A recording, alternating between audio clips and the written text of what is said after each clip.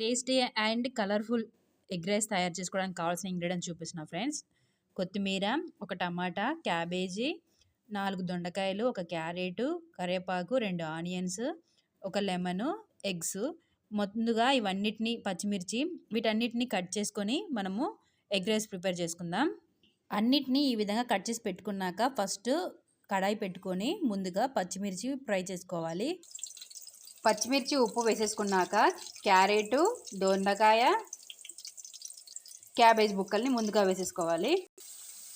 దొండకాయ, క్యారెట్ ఉడికాక అప్పుడు మనం ఆనియన్స్, టమాటా, మళ్ళీ కొత్తిమీర, కరివేపాకు వేసుకోవాలి ఫ్రెండ్స్. దొండకాయలు, క్యారెట్ ఉడికిపోయింది. ఇప్పుడు మనం టమాటా ముక్కలు, కరివేపాకు, ఉల్లిపాయలు వేసేసుకుందాం. ఇన్ని రకాలు ఒకసారే పెట్టడం వల్ల మనకు విటమిన్స్ మంచిగా లభిస్తాయి. అంతేకాకుండా దొండకాయలు, క్యాబేజీ సపరేట్గా అయితే తినరు చాలామంది. ఇలా ఎగ్ వేస్తున్నారు కాబట్టి చాలా నీట్గా ఉంటుంది, కాబట్టి టేస్ట్గా ఉంటుంది, ఖచ్చితంగా తింటారు ఫ్రెండ్స్. 1 టేబుల్ స్పూన్ కారం, చిటికెడు అల్లం పేస్ట్, 1 టేబుల్ స్పూన్ పసుపు, ఉప్పు వేసుకొని కలుపుకున్నాక ఇవన్నిటిని పక్కకు జరుపుకొని అప్పుడు ఎగ్ని బ్రేక్ చేయాలి ఫ్రెండ్స్. మిశ్రమం అంతటిని ఇట్లా సపరేట్ చేసుకొని ఇప్పుడు ఎగ్ బ్రేక్ చేసుకోవాలి. కర్రీని అంతటిని ఈ విధంగా కలుపుకోవాలి ఫ్రెండ్స్.